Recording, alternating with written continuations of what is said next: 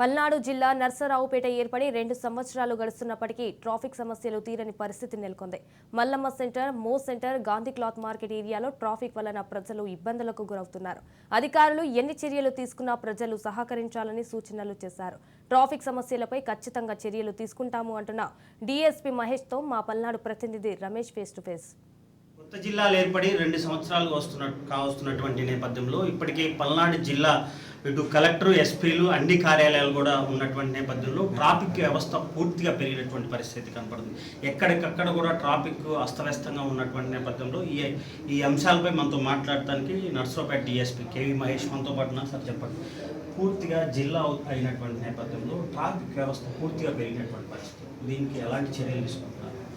1.5 year back ఇది head quarters కానందువల్ల మరియు district form కానప్పుడు ఇట్ వాస్ అంటే ఒక సాధారణంగా నార్మల్గా వెళ్ళిపోయేది. ఎందుకంటే పెద్ద పెద్ద షాపింగ్ కాంప్లెక్స్లు కానీ లేదంటే ఇంటర్నేషనల్ స్కూల్స్ కానీ అప్పుడు కొన్ని తక్కువ ఉండేటివి.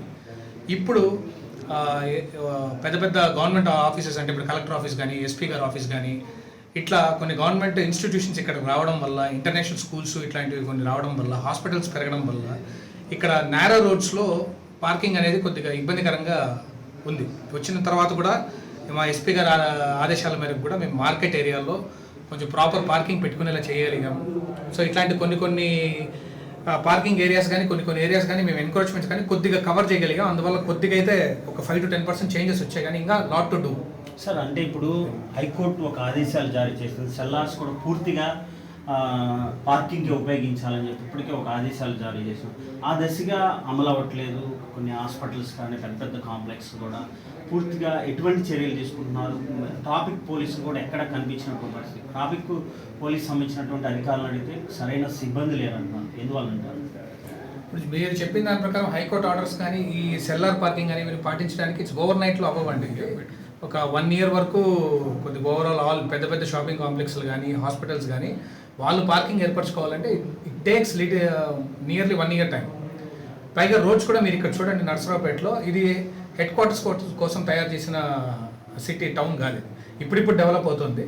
సో కొద్దిగా టైం అనేది ఉంటే ఆటోమేటిక్గా అన్నీ సర్దుకుంటాయి. బట్ మా వరకు మేము చేస్తున్న కృషి ఏంటంటే ప్రజల్లో కొంచెం అవేర్నెస్ తేవడం. అప్పుడు ఎప్పటికప్పుడు మేము మార్చెస్ కానీ ఇట్లాంటివి చేస్తూ ఇక్కడ పార్కింగ్ నీట్గా పెట్టుకోండి అని, షాపింగ్ చిన్న టీ కొట్లు కానీ ఇవన్నీ రోడ్డు మీద ఆక్రమిస్తుంటే వాళ్ళని మున్సిపల్ డిపార్ట్మెంట్ వాళ్ళతో మరియు మిగిలిన డిపార్ట్మెంట్స్తో కోఆర్డినేట్ చూసుకొని వాళ్ళని వెనక్కి పంపించి కొంచెం రోడ్ ప్యాసేజ్ని కొంచెం వైడన్ చేసేలా చేస్తున్నాం. కానీ ఈ పార్కింగ్ ఏదైతే ఇప్పుడు మీరు చెప్తున్న సెల్లార్ పార్కింగ్ కానీ అదర్ ఇంపార్టెంట్ ఇష్యూస్ కానీ అదర్ డిపార్ట్మెంట్స్ యొక్క కోఆర్డినేషన్ కూడా ఉండాలంటే దానికోసం మేము కూడా అదర్ డిపార్ట్మెంట్స్ ఎప్పటికప్పుడు టచ్లోనే ఉన్నాం. అంటే సిటీస్ జిల్లాలో మనం కొన్ని జిల్లాలు, గుంటూరు సిటీ కానీ విజయవాడ సిటీస్లో మనం చూసుకుంటే ఎక్కడ కూడా అన్ని సార్లు కూడా సిటీస్లో 1 way చేసే పరిస్థితి ఉంది ఎక్కడ పట్టినా.